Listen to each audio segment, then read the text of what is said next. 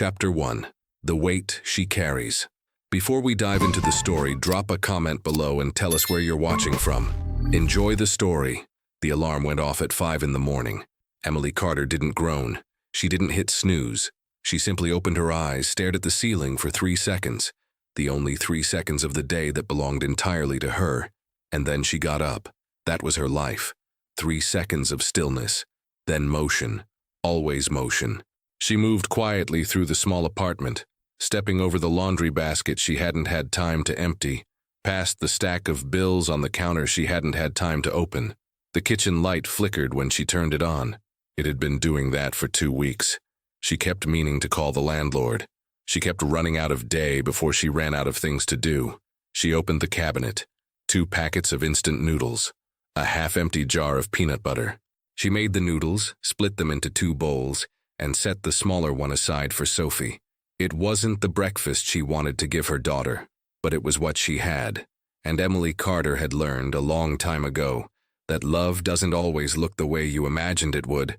Sometimes love looks like a bowl of noodles at 5 in the morning, made with steady hands by a woman who is tired down to her bones, but still standing. She sat alone at the kitchen table and ate in silence. On the refrigerator, held up by a small magnet shaped like a sunflower, was a drawing Sophie had made the week before.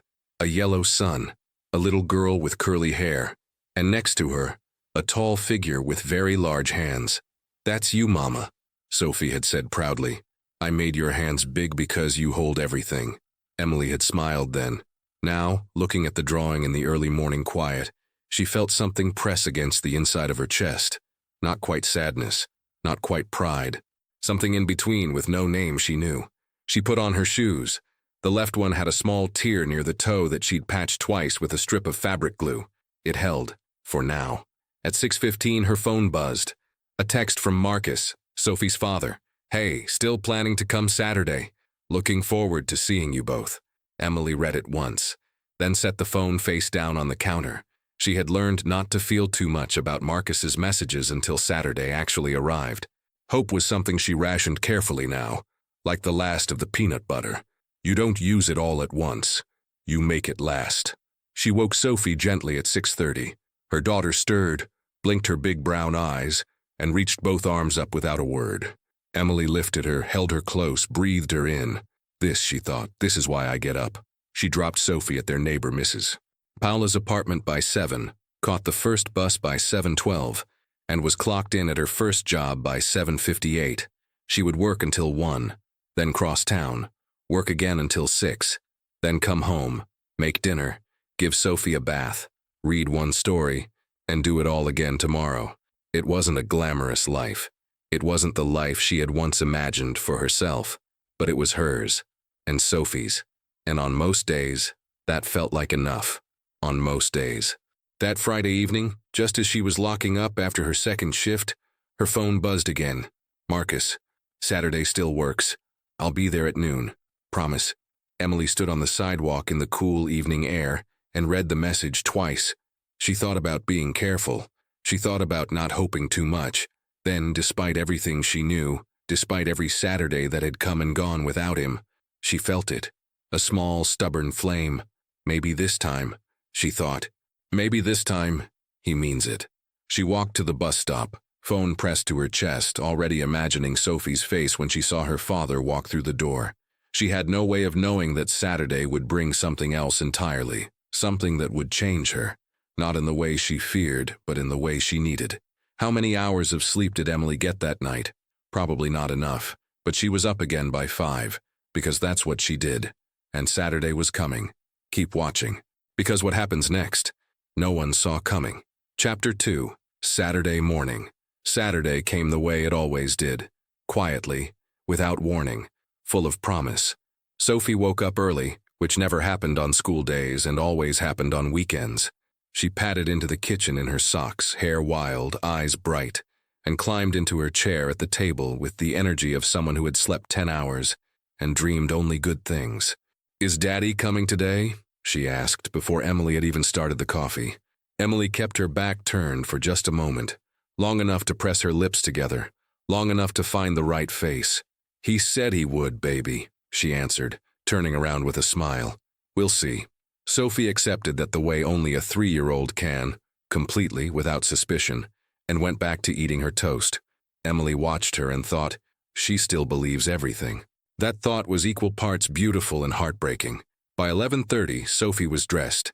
Yellow blouse, little blue jeans, her hair in 2 uneven pigtails that Emily had attempted 3 times and accepted on the 3rd. She looked perfect. She looked like a Saturday. Emily had cleaned the apartment, made coffee, put a small plate of crackers on the table, the nice ones, the ones she usually saved. She had even changed her own shirt twice. Noon came, then 12:15, then 12:40. Emily stopped checking her phone after 1 o'clock. Not because she wasn't thinking about it, but because every time she looked at the screen and saw nothing, something small and quiet broke a little further inside her chest. Sophie sat by the window for a while, watching the street below. Then she slid off the chair and went to play with her blocks, because children are resilient in ways that adults have long forgotten how to be. At 1:30, Emily made a decision. She was not going to let this afternoon become another quiet room full of waiting. She packed the last of the crackers into a small bag. She put on Sophie's shoes, the ones with the small tear near the toe that matched her own. She took Sophie's hand, and they walked out into the afternoon together, just the 2 of them, the way it almost always was. The sun was warm. The trees along the sidewalk had just begun to bloom. Small white flowers that lasted maybe a week, and then were gone. Sophie walked beside her, chattering about something involving a purple elephant and a boat, and Emily listened and nodded, and let the sound of her daughter's voice fill up every empty space. By the time they turned the corner toward Maplewood Park, Emily had stopped thinking about Marcus entirely, or almost entirely. The park appeared ahead of them, green and open and alive with the sounds of children. Sophie's grip tightened on Emily's hand, not from fear, but from excitement. She looked up at her mother with those wide brown eyes. "Can I go on the swings?" Emily smiled. A real one this time. "Go ahead, baby." Sophie ran, and Emily stood at the entrance of the park, watching her daughter's yellow blouse disappear into the brightness of the afternoon, and felt, just for a moment, like everything was going to be okay. She didn't know yet how much that moment was about to cost her, and she didn't know that the next hour would teach her something no amount of exhaustion, no amount of struggle, had ever taught her before. Keep watching, because what happens next will change everything. Chapter 3. The park, Maplewood Park, was exactly what Emily needed. The air was warm but not heavy. Families spread across the grass on blankets. A dog chased a ball near the fountain. 2 older men played chess at a stone table under an oak tree. Children ran in every direction, loud and joyful and completely free. Emily found a bench near the playground, close enough to see Sophie clearly, far enough to feel like she could breathe. She sat down, set her bag beside her, and for a long moment she did nothing at all. Just sat, just breathed. Sophie had gone straight to the swings as promised. She pumped her little legs with tremendous effort and zero technique, going perhaps 2 feet in either direction, deeply satisfied with herself. Her yellow blouse caught the afternoon light every time she moved forward. Emily watched and felt something loosen in her chest, some tight, tired knot that had been there so long she'd stopped noticing it, until suddenly, it wasn't quite as tight. This is good, she thought. This is enough. A mother nearby smiled at her. Emily smiled back. No words needed. Just 2 women sitting in the sun, watching their children be children. 10 minutes passed. Maybe 15. Then her phone buzzed. Emily glanced down. Her manager from the second job, a restaurant supply company where she worked afternoons entering inventory data. The message was short. Scheduling issue. Can you call? She looked up at Sophie, still on the swing, still in her yellow blouse, 15 feet away, completely visible, completely safe. She looked back at the phone. If I lose those hours, she thought, I can't cover the electric bill this month. She had already pushed the payment twice. A 3rd time would mean a fee. The fee would mean choosing between that and groceries. She looked up again. Sophie was laughing now, trying to make the swing go higher. It's just 1 call, Emily told herself. 2 minutes, maybe 3. She's right there. I can see her. She typed back, calling now, and pressed the phone to her ear. The line rang twice before her manager picked up. There was a scheduling overlap. Another employee had requested the same shift. Could Emily take Tuesday instead of Monday? It would actually mean 1 more hour, her manager said. Better for everyone. Emily said yes, confirmed the details, asked one follow-up question about the time.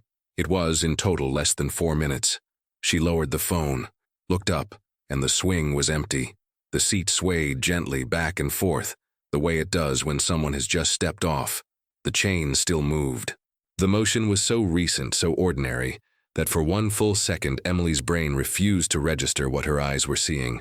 She just got off, Emily told herself. She went to the slide, or the sandbox.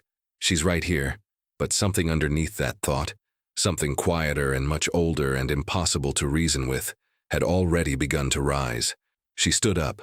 Sophie, her voice came out lighter than she intended, almost casual, as if she was simply calling her daughter for a snack. No answer. She stepped forward, scanned left, scanned right. The slide. 2 children, neither of them Sophie. The sandbox. A toddler in red, a boy with a hat. The water fountain. The climbing frame. No yellow blouse. Sophie. Louder now. A mother nearby looked up, then another. Emily walked faster. Her phone was still in her hand. She didn't feel it anymore. She's here. She has to be here. I only looked away for a minute. But the park, which had felt so warm and safe just moments before, had gone very, very quiet around her. And deep inside Emily Carter's chest, something that no mother ever wants to feel had just woken up. Keep watching, because in the next chapter, every second counts. Chapter 4. Gone. There is a kind of fear that doesn't announce itself loudly. It doesn't arrive with a scream or a crash. It comes in slowly, like cold water rising around your feet, quiet, steady, and absolutely certain. That was what Emily felt as she stood in the middle of Maplewood Park, turning in a slow circle, her eyes moving over every face, every bench, every corner of the playground. No yellow blouse. Sophie? Her voice cracked on the second syllable. Sophie! A woman pushing a stroller stopped and looked at her. A teenage boy on a bicycle slowed down. The 2 mothers who had been chatting on the bench nearby stood up without being asked, because there is a sound a mother makes when something is wrong, and every person within earshot recognizes it instinctively. Did you lose a little girl? One of them asked. 3 years old, Emily said. Her voice sounded strange to her own ears. Too high, too thin, like it belonged to someone else. Yellow blouse, brown curly hair. She was just on the swing. We'll help, the woman said immediately. And she turned and called to her husband across the grass without another word. Emily didn't wait. She moved. She went to the slide first, checked every child, every face. Not Sophie. She went to the sandbox, walked its entire edge, looked at every small figure crouched in the sand. Not Sophie. She went to the climbing frame, the tunnel, the small spring riders near the entrance. Nothing. 30 seconds had passed. Maybe 40. It felt like an hour. Emily's mind was doing 2 things at once, and both of them were terrible. One part was still logical, still calm, still saying, she wandered. Children wander. She's behind a tree. She's under the slide. She's fine. The other part, the deeper part, the part that lived below logic, had already traveled to every dark place a mother's mind can go, and was screaming from all of them at once. She stopped in the center of the playground. Her phone was in her hand. She didn't remember picking it up. The screen was on. Her manager's name still visible from the call that had lasted less than 4 minutes, and now felt like the longest 4 minutes of her life. I only looked away for a minute. The thought hit her like a wave. Not anger, not blame, just the raw, breathless weight of it. 1 minute. Ma'am.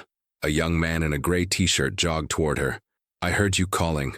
I'll check near the bathrooms and the parking lot entrance. Emily nodded. She couldn't speak. Another woman had gathered 2 children to her side and was scanning the tree line along the east edge of the park. An older gentleman had stood up from his chess game and was shading his eyes with his hand, looking. Strangers. All of them strangers. And every single one of them had stopped what they were doing without being asked. Emily would remember that later. In the nights that followed, when she replayed every second of that afternoon, she would always remember that part too. How quickly ordinary people became something more. But right now she couldn't feel any of it. She turned toward the far end of the playground, the area past the bushes near the edge of the park where the path curved toward the parking lot. She hadn't checked there yet. Her feet moved before the thought finished forming. And then she saw it. Far ahead, past the bushes, half hidden by the shadow of a large oak tree. A flash of yellow. Emily's breath left her body completely, and then she ran. Keep watching, because what she finds on the other side of those bushes will stop your heart. Chapter 5. The Yellow Blouse. Emily ran the way people run when everything that matters is at the end of the distance, not fast, faster than fast. The kind of running where you don't feel the ground under your feet, where your lungs don't register the effort, where the only thing that exists in the entire world is the thing you are running toward. The flash of yellow was still there, past the bushes, near the far edge of the playground where the path curved and the oak tree cast a long afternoon shadow across the grass, close to the low fence that separated the park from the parking lot beyond. Too close. "Sophie?" Her voice came out full this time, loud and clear and cracking at the edges with something she couldn't contain. The yellow blouse moved. Sophie turned her head. She was standing still, facing away from her mother, her attention fixed on something Emily couldn't yet see. Her little hands were at her sides. Her hair had come half out of one pigtail. She looked completely calm, the way only a 3-year-old can look calm, unaware that the world around her has just shifted on its axis. Emily covered the last 20 feet in seconds. She was close enough now to see more, close enough to see that Sophie was not alone. There was a man. He was crouched down to Sophie's level, the way adults do when they want to seem less tall, less intimidating, more approachable. He was speaking to her in a low voice, calm and unhurried. His clothes were neat. His expression was gentle. He looked from every outward angle like someone's grandfather. Emily's legs kept moving, but something in her chest locked completely. She had expected to find Sophie behind a bush, or sitting in the grass pulling up dandelions, or chasing a bird.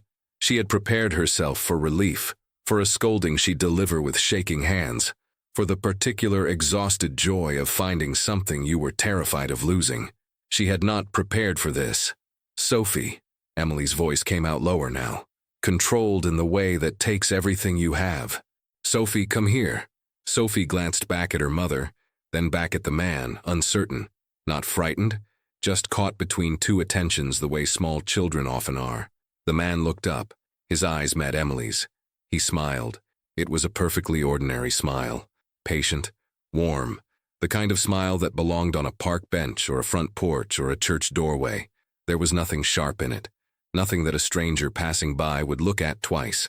And that absolute disarming normalcy, turned Emily's blood to ice, because she had been so focused on reaching Sophie that her voice, when it finally came, arrived too late and too quiet. The words formed in her throat and then stalled there, pressed back by something she couldn't name. A sudden physical resistance, as if her body understood the delicacy of the moment even when her mind was still catching up. Don't startle him. Don't startle her. Just get to her. Just get to her. She took 3 more steps. The man said something to Sophie. Soft, unhurried. Sophie tilted her head, listening. Emily opened her mouth, and the sound that came out was barely a whisper.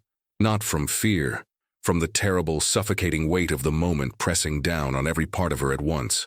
Her voice, the same voice that had called Sophie's name across an entire playground just 60 seconds ago, failed her completely. 1 half-second of silence, the longest half-second of Emily Carter's life. Sophie took a small step forward, and the man, slowly, gently, the way you reach for something you fully expect to receive, extended his hand. Keep watching, because in the next chapter, one voice changes everything. Chapter 6. The voice that stopped everything. The hand was open, patient, waiting, and Sophie, 3 years old, trusting, innocent in the way that is both her greatest gift and the most terrifying thing about being her mother, leaned forward just slightly, the way children do when they are about to take a step they don't yet understand. Emily's legs were still moving. Her mouth was still open, but the sound wouldn't come. It was trapped somewhere between her heart and her throat, pressed flat by the weight of everything happening at once. She was 10 feet away, then 8, then 6. Too far, still too far. And then, "Is that your daughter?" The voice came from the left, calm, unhurried, not loud, but carrying the particular steadiness of someone who has lived long enough to know exactly when to speak. Walter Briggs was 71 years old. He had been sitting on the same bench for the better part of an hour, a small paper bag of breadcrumbs in his lap, watching the pigeons argue over territory the way they always did on Saturday afternoons. He had white hair, a green cardigan despite the warmth, and the kind of quiet presence that most people walk past without noticing, but he had noticed. He wasn't sure exactly when. Maybe when the yellow blouse moved past the bushes. Maybe when he saw the man crouch down. Maybe it was simply 71 years of living that told him, without explanation, that something was not right. He wasn't a hero. He would have been the first to say so. He was just a man who asked a question. "Is that your daughter?" 4 words, directed at the man, delivered without accusation, without alarm. Just a simple, clear, unmistakable question that landed in the middle of the moment like a stone dropped into still water. The man looked up. His smile didn't disappear exactly. It just shifted, changed shape in a way that was difficult to describe but impossible to miss. His eyes moved from Walter to Emily, who was now close, who was almost there, whose face must have told him everything he needed to know. He stood up slowly, took 1 step back, then another, and then, without a word, without a single word, he turned and walked away, not running, just walking, steadily, purposefully in the direction of the parking lot, as if he had somewhere else to be and had simply lost track of time. Emily reached Sophie in the same moment. She didn't think. She didn't speak. She dropped to her knees on the grass and pulled her daughter into her arms with every ounce of strength she had left in her body. Sophie made a small sound of surprise. "Mama, too tight." Emily loosened her grip by almost nothing. "I know, baby," she whispered. "I know." Her face was buried in Sophie's curls. She could feel her daughter's small heartbeat, steady, calm, completely unaware. She could smell the sunshine in her hair. She could feel those tiny hands, slightly confused, pat her slowly on the back, the way Sophie always did when she sensed her mother needed comfort but didn't know why. Emily's whole body was shaking, not from cold, not from exhaustion, from the particular, overwhelming full-body relief of a fear that had almost become real, and hadn't. The kind of shaking that only comes when the worst thing didn't happen, and your body needs a moment to understand that. She stayed on her knees in the grass for a long time. Around her, the park continued. Birds called. Children laughed somewhere behind her. A breeze moved through the oak tree overhead and sent a few small leaves drifting down. The world had not stopped. It had only felt that way. When Emily finally lifted her head, she looked toward the bench where Walter still sat, quietly, without drama, as if he had simply asked a question on an ordinary Saturday afternoon. Because to him, perhaps, that was all he had done. But to Emily Carter, on her knees in the grass with her daughter pressed to her chest, it was everything. Keep watching, because in the next chapter, a stranger becomes something more. Chapter 7, Shaking Hands. Emily didn't move for a long time. She stayed on her knees in the grass, Sophie held close, the world moving quietly around her as if nothing had happened, as if the last 10 minutes had been completely ordinary, as if her heart hadn't just been wrung out like a wet cloth and left to dry in the afternoon sun. Sophie eventually wiggled free, gently, the way children do when they've accepted the hug, but are ready to return to being 3 years old. She looked at her mother's face with wide, curious eyes. "Mama, why are you crying?" Emily hadn't realized she was. "I'm okay, baby," she said. "I'm okay." Sophie studied her for 1 more second, apparently satisfied, and turned to look at a butterfly that had landed on a nearby patch of clover. Just like that. Crisis acknowledged. Crisis released. The extraordinary grace of being 3. Emily rose slowly. Her knees were grass-stained. Her hands were still trembling. She pressed them flat against her thighs and breathed. 1 long breath, then another, until the shaking became something she could hold instead of something that held her. She turned toward the bench. Walter Briggs hadn't moved. He sat with his paper bag of breadcrumbs still in his lap, watching the pigeons with the same unhurried attention as before. He didn't look like someone who had just intervened in anything. He looked like a man spending a quiet Saturday in the park. Emily walked over slowly. Sophie followed, 1 hand tucked into her mother's. "Excuse me," Emily said. Walter looked up. His eyes were pale blue and steady, the kind of eyes that had seen a great deal and had made a kind of peace with most of it. "She yours?" he asked, nodding toward Sophie. "She is," Emily said. Her voice caught slightly. I wanted to say thank you. What you did back there. I asked a question, Walter said simply. It was the right question. He looked at her for a moment. Then he reached into the front pocket of his green cardigan and produced a small paper cup, the kind that comes from a beverage stand. He held it out toward her. Water, he said. Got an extra. You look like you could use it. Emily almost laughed. Almost. She took it, drank it slowly. It was lukewarm and tasted faintly of paper, and it was one of the best things she had ever tasted in her life. I'm Walter, he said. Emily, and this is Sophie. Sophie, hearing her name, looked up at Walter with the frank, unfiltered appraisal that only small children and very honest adults ever manage. You have a lot of birds, she told him seriously. Walter glanced at the pigeons gathered at his feet. They come every Saturday, he said. I think they've got me figured out. Sophie nodded, as if this was a completely reasonable arrangement. Emily sat down on the bench, not close, but no longer far. She held the empty paper cup in both hands and stared at the ground. Walter didn't rush her, didn't fill the silence with reassurances or questions, just sat, calm and present, in the particular way of someone who has learned that sometimes the most generous thing you can offer another person is simply to remain. After a while, Emily spoke. I was on the phone, she said quietly. 4 minutes. That's all it was. Walter didn't respond immediately. When he did, his voice was measured and without judgment. You got there, he said. That's what counts. Emily nodded. She wanted to believe that. She wasn't there yet. In her pocket, her phone buzzed. She didn't look at it. Instead, she watched Sophie crouch down near Walter's feet and extend one careful finger toward the nearest pigeon, absolutely certain it would let her pet it, absolutely undeterred when it didn't. Emily pulled out her phone at last, not to answer it, but to call someone. The line rang twice. Hey, said the voice on the other end. Her friend Carol, warm and familiar. Something happened today, Emily said. Her voice was barely above a whisper.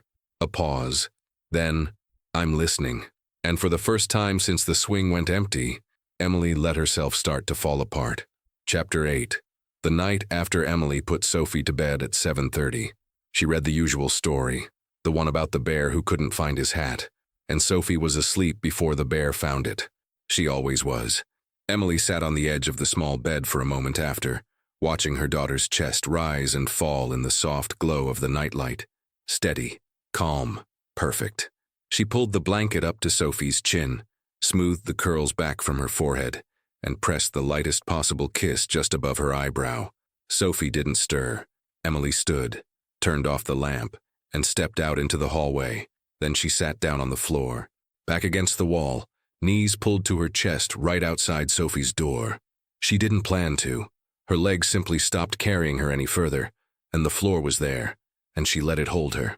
The apartment was very quiet. She sat in that quiet and let the afternoon come back to her, not in order, but in fragments. The empty swing still moving, the flash of yellow past the bushes, the man's smile so ordinary, so patient, Sophie's small step forward, the sound of her own voice failing her at the worst possible moment, Walter's 4 words landing like a lifeline she hadn't thrown herself. She pressed the heels of her hands against her eyes. She was not a careless mother. She needed to hold on to that. She had never, not once, treated Sophie's safety as something optional or secondary. She was tired, exhausted in ways that went all the way down, but she was present. She was always present, except for 4 minutes. Except for one phone call about one scheduling conflict that had saved her 8 hours of pay, she genuinely could not afford to lose. That was the part that made it so much worse. It hadn't been laziness. It hadn't been indifference. It had been survival. The same survival she practiced every single day. The invisible math of a woman doing everything alone. And the math had almost cost her the only thing that made the equation worth solving. She got up at 10 o'clock and checked on Sophie. She stood in the doorway, eyes adjusting to the dark until she could see the small rise and fall of her daughter's breathing. Then she went back to the hallway and sat down again. She got up at midnight and did the same thing, and at 2 in the morning, and again just before 4. Each time she placed a hand lightly on Sophie's back, not to wake her, just to feel the warmth there, the steady rhythm of it. Each time the relief was immediate and complete, and followed almost instantly by a wave of something she had no name for. Not guilt exactly, not grief. Something that lived between the two and had no clean edges. She didn't touch her phone. It sat on the kitchen counter where she'd left it after calling Carol. Screen dark, silent. She was aware of it the way you're aware of a door you've decided not to open. Somewhere around 4:30, she stopped going back to the hallway and simply stayed in the doorway of Sophie's room. She leaned against the frame, arms crossed, and watched her daughter sleep in the pale blue glow of the nightlight. Sophie's mouth was slightly open. One hand was curled near her chin. She had kicked the blanket half off, the way she always did, and her yellow blouse. Emily hadn't changed her into pajamas, she realized. She had simply removed her shoes and tucked her in as she was twisted slightly at the hem. Emily reached in and pulled the blanket back up. Sophie didn't wake. The first gray light of morning was beginning to show under the front door by the time Emily finally moved to the kitchen and put the kettle on. She stood at the counter in the early silence, hands wrapped around an empty mug, waiting for the water to boil. She had not slept, but somehow, morning had come anyway, and with it, the slow, quiet understanding that today she was going to have to do something she had never been good at. She was going to have to ask for help. Chapter 9. The Weight of Telling. The kettle whistled at 6:12 in the morning. Emily poured the water, watched the steam rise, and stood at the counter for a long moment before picking up her phone. The screen lit up with the usual things: a missed call from her manager, a weather notification, a text from Carol that said simply, "Call me when you're ready." She set the mug down, opened her contacts, scrolled past Carol, past her manager, past Marcus. She stopped at Dana, her sister. 2 states away, 3 years younger, and somehow, despite the distance, despite the separate lives, still the person who knew Emily better than anyone else on earth. The person Emily called least, precisely because Dana always saw too clearly. And seeing clearly when you are trying very hard to hold yourself together can feel more dangerous than anything else. Emily pressed call before she could talk herself out of it. It rang 3 times. Then, "Em?" Dana's voice was warm and slightly rough with early morning. "It's not even 7. What's wrong?" Emily opened her mouth to say nothing. The word she had been saying for years. The word she kept polished and ready like a coin she never spent. She said it so often it had become its own kind of armor. But this morning the word didn't come. Instead, something else did. Something that started in her chest and moved upward and arrived in her throat as a sound she hadn't planned to make. Not quite a sob, not quite a word. Something in between. "Hey," Dana said immediately, fully awake now.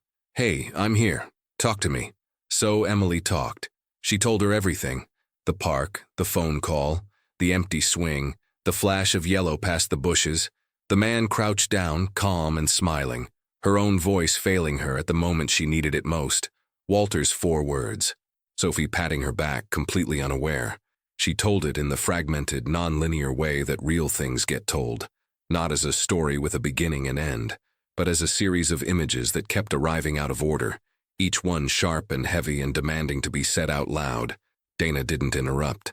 Not once. When Emily finally stopped, the line was quiet for a moment. Then Dana said, "Are you both okay? Right now, physically, are you okay?" "Yes," Emily said. "Sophie doesn't even know anything happened." "Okay." A breath.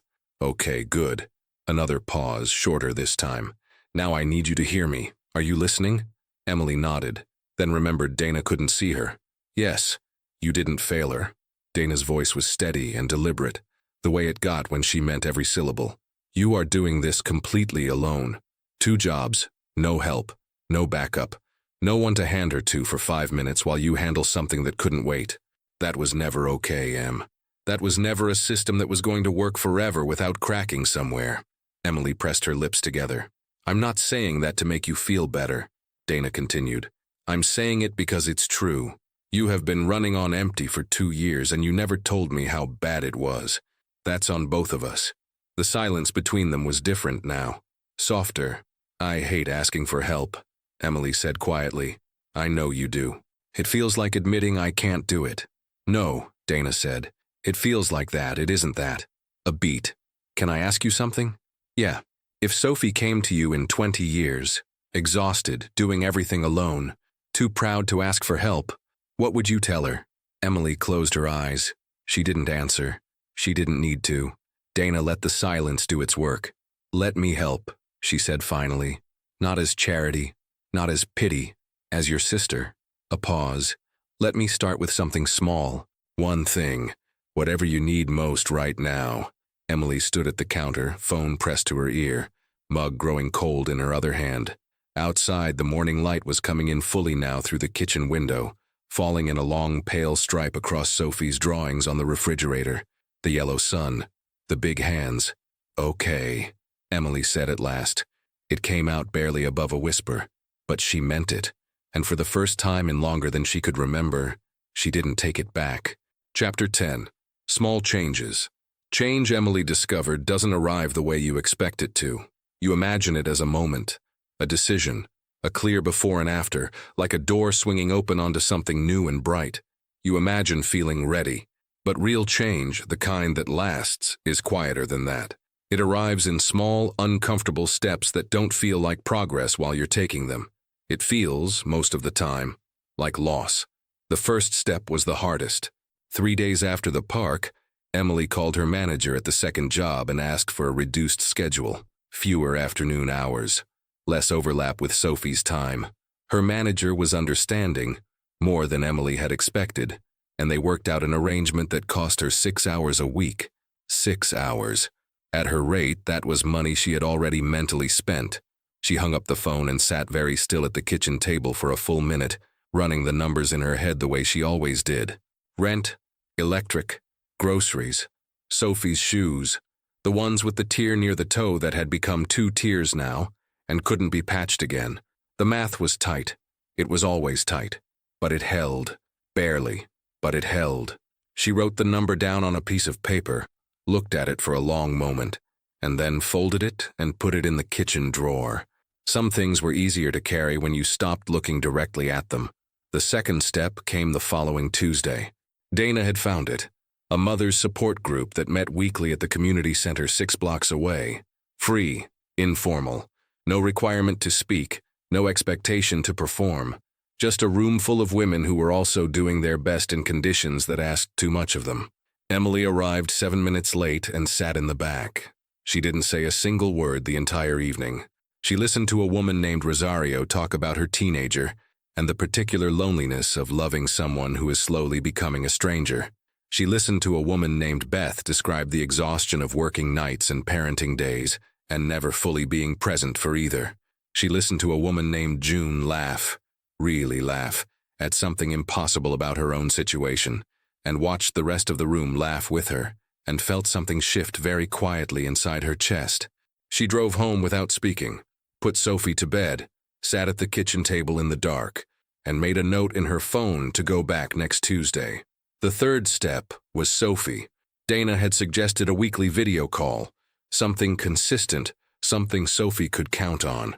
Emily had resisted at first, not because she didn't want it, but because accepting it meant admitting that her daughter needed more connection than Emily alone could provide. That thought had a particular kind of sting to it, but she set it up anyway. The first call lasted 40 minutes. Sophie spent most of it showing Dana every single toy in her room, one at a time, with full narration. Dana received each one with complete sincerity. Emily sat off to the side, watching, and felt something she hadn't expected. Relief. Not the desperate relief of the park. Something quieter. The relief of watching her daughter be delighted, and knowing she hadn't had to manufacture that delight alone. The weeks moved differently after that. Not easier exactly. The hours were still long, the money was still tight, the laundry basket still existed, but something had shifted in the quality of the days, something in how fully Emily was present inside them. One afternoon, about 3 weeks after the park, she was sitting at the kitchen table while Sophie colored beside her. No phone in her hand, no list running in her head. Just the two of them, the scratch of crayons on paper, the late afternoon light coming through the window. Sophie looked up from her drawing and held it out. It was a woman on a bench. Next to her, a small figure in yellow, and beside them both, a man with white hair and a green sweater. "That's us," Sophie said simply. "And the Birdman." Emily looked at the drawing for a long moment. Then she smiled, slowly, fully. in the way she hadn't smiled in longer than she could measure. "Yeah, baby," she said softly. "That's us." Chapter 11. Walter. The following Saturday, Emily went back to Maplewood Park, not because she had planned to, not because it felt easy. In fact, for the first 3 days after the park, she hadn't been able to think about it without that cold wave moving through her chest, the particular unease of a place that had been both ordinary and terrible on the same afternoon. But Sophie had asked, "Can we go see the Birdman?" Just like that. Simple, direct, completely untroubled. The way children ask for things they want without the weight of everything the question carries for the adult standing in front of them. Emily had said yes before she fully decided to. They arrived on a Saturday morning earlier than before. The park was quieter at that hour. A few joggers, an elderly couple walking a small dog, 2 children on the climbing frame with a father reading nearby. The light was soft and low, still carrying the coolness of the night before. Sophie ran ahead toward the playground. Emily walked. She passed the bench where she had sat 3 weeks ago, phone in hand, eyes down. She passed the spot where she had stood frozen, scanning the playground with a voice that wouldn't come. She passed the bushes at the far edge, the oak tree, the low fence. She didn't stop at any of them, but she felt each one. Walter was on his bench. Same spot. Green cardigan. A different one, she noticed, slightly darker. Paper bag in his lap. 3 pigeons already assembled at his feet with the confidence of regulars who know the schedule better than the management. He looked up when she approached and nodded once. The nod of someone who had been expecting her, or at least not surprised. "You came back," he said. "Sophie wanted to see the birds," Emily said. He looked at Sophie, who was already crouched several feet away, extending one determined finger toward a pigeon that was pretending not to notice. "She's persistent," he said. "She gets that from me," Emily said. And then, surprising herself, she sat down, not at a polite distance this time, just sat, close enough for conversation. For a while they watched Sophie and the pigeons in comfortable silence. Then Emily asked, because she genuinely wanted to know, "Do you come here every Saturday?" "Every day," Walter said. "Have for about 2 years now." Emily looked at him. "Every day?" He reached into the bag and tossed a small handful of breadcrumbs. The pigeon surged forward with tremendous dignity. "The house gets quiet," he said simply. "Margaret, my wife, she passed 2 years and 4 months ago. The quiet she left behind is a different kind of quiet than I was used to." Emily was still for a moment. "I'm sorry." "Thank you." He said it the way people say it when they've received those words many times and have found a way to carry them. "We were married 43 years. You get used to a sound in a house, a presence. And then one day it's gone and the rooms feel like they're waiting for something that isn't coming back." Emily thought about her own apartment. The particular silence of a space that held only 2 people, one of whom was 3 years old and asleep by 8. "My grandchildren are in Oregon," Walter continued. "Good kids, busy lives. They call when they can." He paused. "I don't say that as a complaint, just as a fact. I understand facts that aren't complaints," Emily said quietly. He looked at her then, really looked, the way he had from the bench 3 weeks ago, steady and unhurried. "You're doing better," he said. "Not a question." "I'm doing differently," Emily said. "I'm not sure yet if it's better, but it feels more honest." Walter considered that for a moment, then nodded slowly. "That's usually how it starts," he said. They sat together in the morning light while Sophie conducted her ongoing negotiations with the pigeons, and the park filled gradually around them. They talked about Margaret, about Sophie, about the neighborhood, about the chess games Walter played on Tuesday afternoons with a man named Gareth who cheated subtly and denied it completely. Emily laughed at that. A real laugh, loose and unguarded. Walter smiled. Not the polite smile of a stranger, but something warmer and more specific. Then Sophie appeared between them, slightly breathless, one hand extended, a small yellow dandelion pressed carefully between her fingers. She held it out to Walter. "This is for you," she said. Walter looked at the dandelion for a moment, then at Sophie, then he took it from her with both hands, the way you receive something that matters, and he laughed, full and surprised and completely real. The laugh of a man who had forgotten for a while that small things could still find him. Emily watched him and felt something settle in her chest. Not happiness exactly, something deeper and quieter than that. Something that felt, for the first time in a long time, like it might actually stay. Chapter 12. Marcus returns. He showed up on a Wednesday. No call ahead, no text. Just a knock at the door at 4:15 in the afternoon, and when Emily opened it, there he was. Marcus Webb, looking slightly thinner than she remembered, holding a small stuffed rabbit with a blue bow around its neck. A gift for Sophie. Emily stood in the doorway and felt nothing dramatic. No anger rising up, no old tenderness pulling at her, just a kind of stillness. The stillness of someone who has already done the hard internal work and arrived quietly on the other side of it. "Hey," Marcus said. He had the look of a man who had rehearsed something and was already sensing it wouldn't land the way he'd planned. "I know I should have called." "You should have," Emily said, not unkindly, just clearly. "Can I come in?" She stepped aside. He entered the apartment slowly, the way people enter spaces they once knew well and are no longer sure of. His eyes moved over the kitchen, the drawings on the refrigerator, the laundry basket by the hallway. Still there, still full, but somehow less apologetic looking than it used to be. Sophie was at the kitchen table with her crayons. She looked up when Marcus came in, and for one moment her face did the complicated thing that small children's faces do when they encounter someone familiar but not constant. A flicker of recognition, a beat of uncertainty, a careful recalibration. She didn't run to him. She looked at her mother first. Emily gave the smallest nod. "It's okay." Sophie slid off her chair and walked over, not with the full-body joy she showed Walter or Dana on the video calls, but with a measured, considered approach that was somehow more heartbreaking than indifference would have been. "Hi," she said to Marcus. "Hi, Bug," he said softly. He crouched down and held out the rabbit. "I brought you something." Sophie examined it carefully, took it, and said thank you with the particular formality of a child who has been well taught. Then she went back to her crayons. Marcus stood up slowly. Emily was already at the kitchen counter, her back to him, filling the kettle. She didn't offer the gesture as warmth, just something to do with her hands while she found the right words. "I'm sorry I didn't come," Marcus said behind her. "That Saturday and something came up and Marcus." She said his name gently but firmly, the way you stop a sentence before it goes somewhere unhelpful. She turned around. "I don't need the explanation." He looked at her. "You're not angry." "I was," she said. "I'm not anymore." "That's almost worse," he said quietly. Emily considered that. "Maybe," she said, "but it's honest." She set the kettle down and looked at him directly, not with accusation, not with the accumulated weight of every missed Saturday laid out like evidence, just with clarity. "She's 3, Emily said.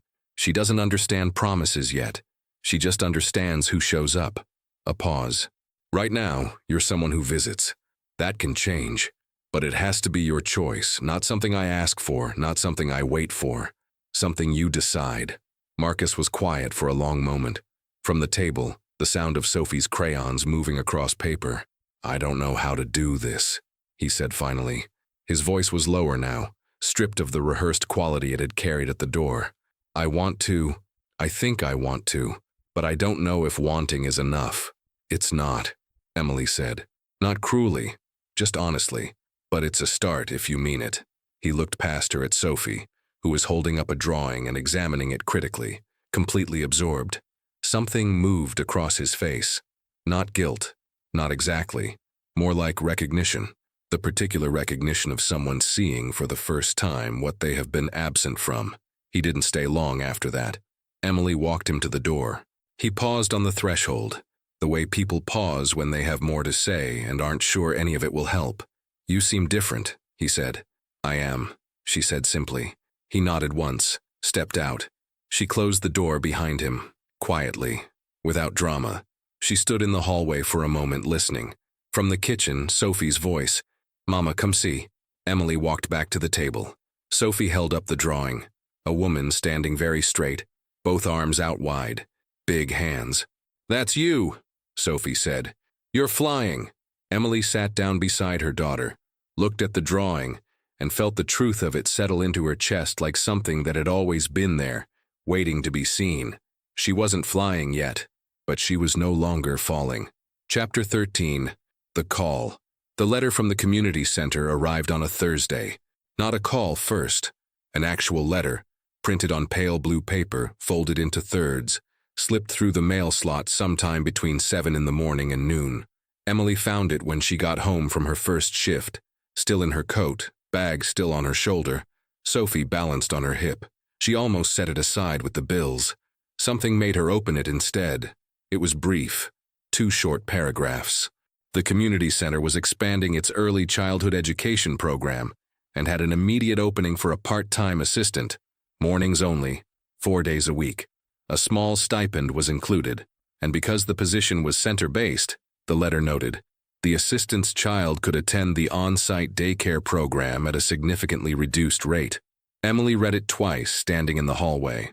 Then she set Sophie down, sat on the floor right there, coat still on, bag still on her shoulder, and read it a third time.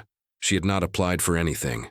Dana had mentioned the center weeks ago in passing, something about programs in the neighborhood worth looking into, and Emily had nodded and filed it in the back of her mind under things I will get to when I have time, which was where good intentions went to wait indefinitely. Someone at the center. She would find out later it was the director, a woman named Patricia who had met Emily briefly at the support group and remembered her, had put her name forward. A stranger who had simply paid attention. Emily sat on the hallway floor and thought about that, about how many times in the last 2 months an ordinary person paying quiet attention had changed the direction of something. Walter asking a question, Dana staying on the line, Patricia remembering a name. She looked up at the refrigerator from where she sat. Sophie's drawings covered the lower half, the yellow sun, the birdman in his green cardigan, the woman with the big hands flying. A whole small world, rendered in crayon, taped up with the seriousness of a curator who knows exactly what belongs on the wall. "Mama, what's that?" Sophie asked, pointing at the letter. "It might be a door," Emily said. Sophie considered this with great seriousness. "Does it have a handle?" Emily looked at the letter again. At the phone number printed neatly at the bottom. At the name, Patricia Holloway, Program Director, written in a clean, unhurried hand. "Yeah, baby," she said. "I think it does."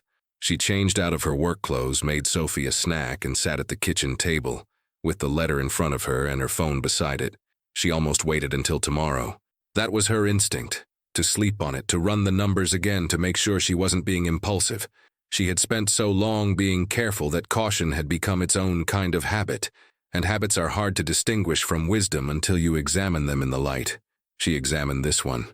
She wasn't being impulsive, she was being afraid, and she was tired, genuinely, deeply tired, of letting fear sit in the driver's seat while she managed it from the back. She picked up the phone and called the number. Patricia answered on the second ring. Her voice was warm and direct and carried the particular energy of someone who does meaningful work and knows it. She explained the position clearly, the hours, the stipend, the childcare arrangement, the start date. She didn't oversell it. She didn't make it sound like more than it was. It wasn't a rescue. It was a door. Emily asked 2 questions. Patricia answered both without hesitation. Then Emily said, "I'd like to apply." "Wonderful," Patricia said simply. "I'll email you the form tonight." They hung up. Emily set the phone down on the table and looked at it for a moment. Then she got up, found a pen in the kitchen drawer, and sat back down. She didn't wait for the email. She picked up the pale blue letter and turned it over to the blank side and began writing. Not the application, just notes.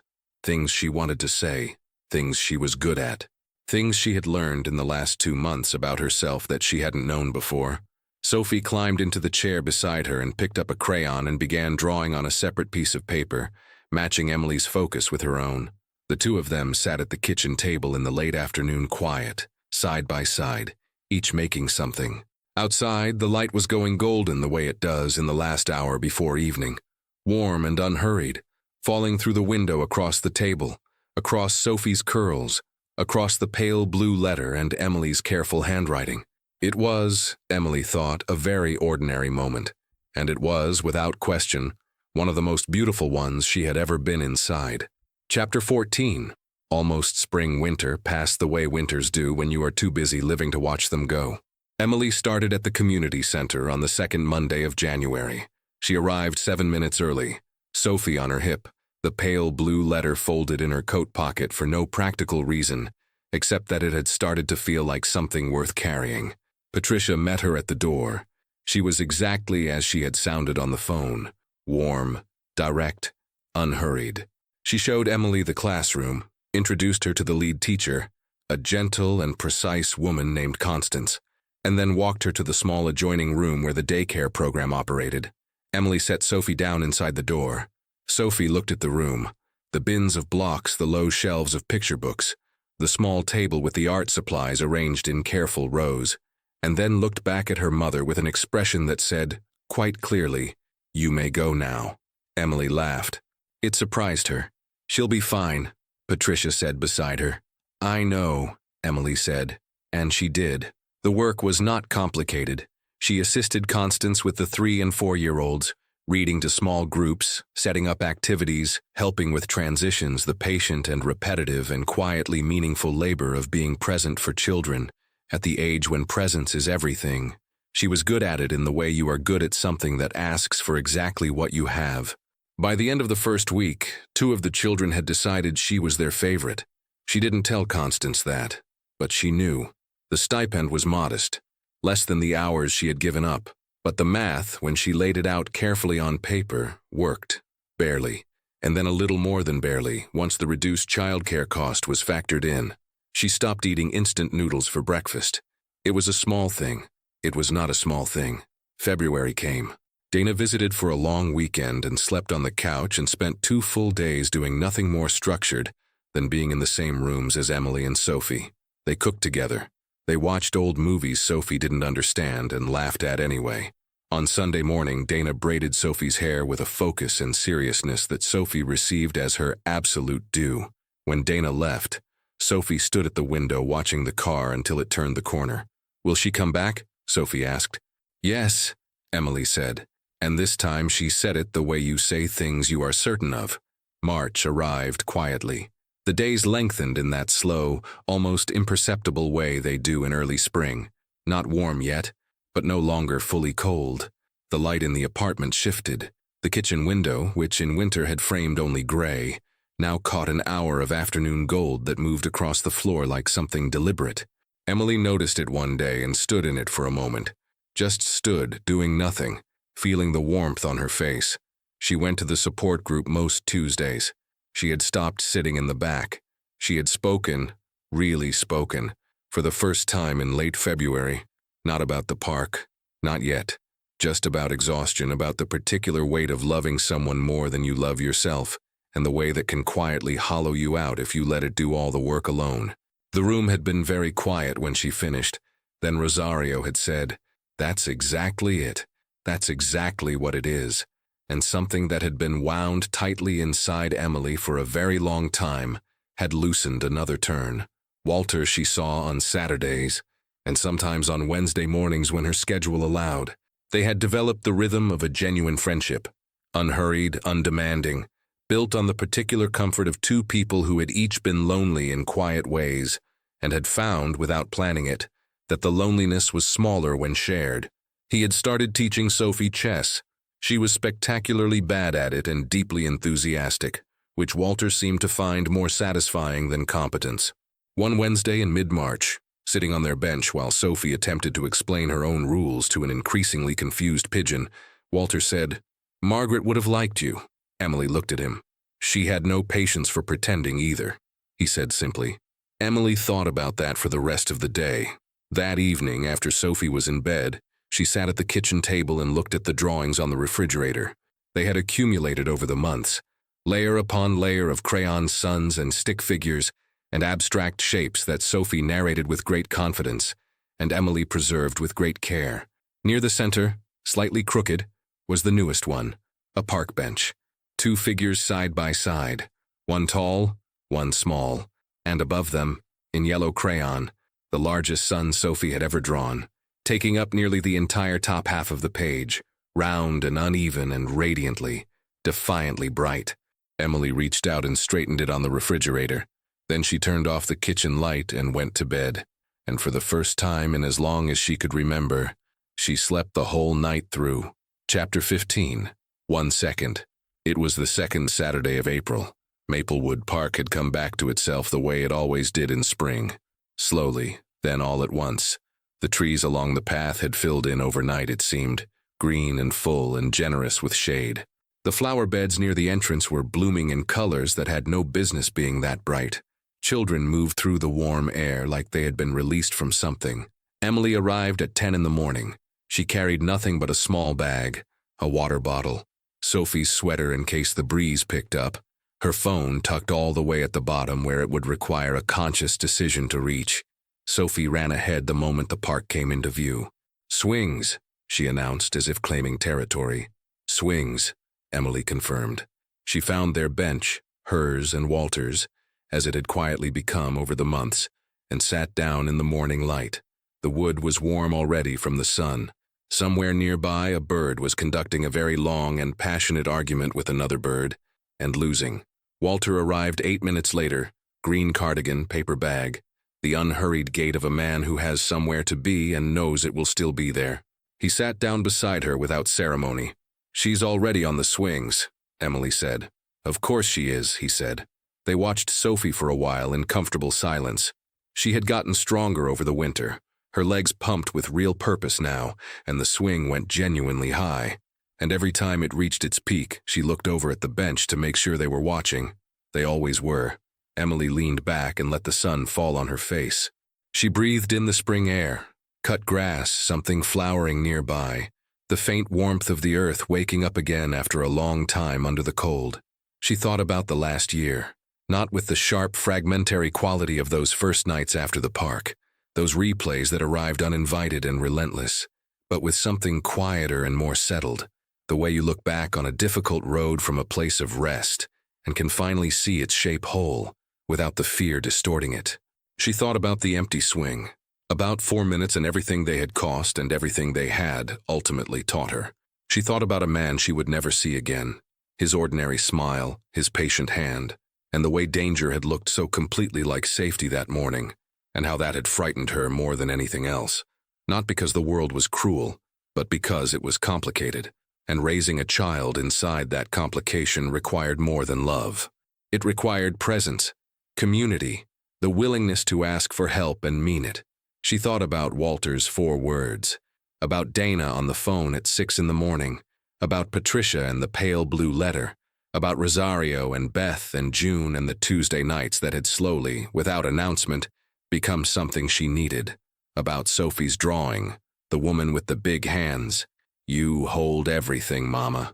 She had been holding everything. That was true. But she had been holding it alone, and alone had its limits, and the park had shown her where hers were. She wasn't alone anymore. Not entirely. Not in the way that mattered most. Beside her, Walter reached into his paper bag and the pigeons materialized from nowhere with their usual confidence. "They were waiting," Emily said. "They're always waiting," Walter said. "They just don't make a fuss about it." Emily smiled. From across the playground, Sophie's voice arrived clear and bright, and full of everything good. "Mama, watch me." Emily's phone buzzed inside the bag. She felt it. She did not reach for it. She looked up, at Sophie on the swing, at the arc of her small body against the April sky, at the yellow sweater she had insisted on wearing despite the warmth, at the joy on her face that was so complete and uncomplicated that looking at it directly felt almost like looking at something sacred. She watched, fully, completely, without looking away, and in that moment, ordinary, irreplaceable, flooding with light, Emily Carter understood something she would carry for the rest of her life. It was never about 1 second. It was about all the seconds. Every single one. The weight of them, the gift of them, the way they added up quietly into something that was, unmistakably, a life. Sophie swung higher. Emily watched. The sun moved through the trees, and the park, warm and unhurried and full of the sounds of living, held them all gently, just as it always had. Uraument.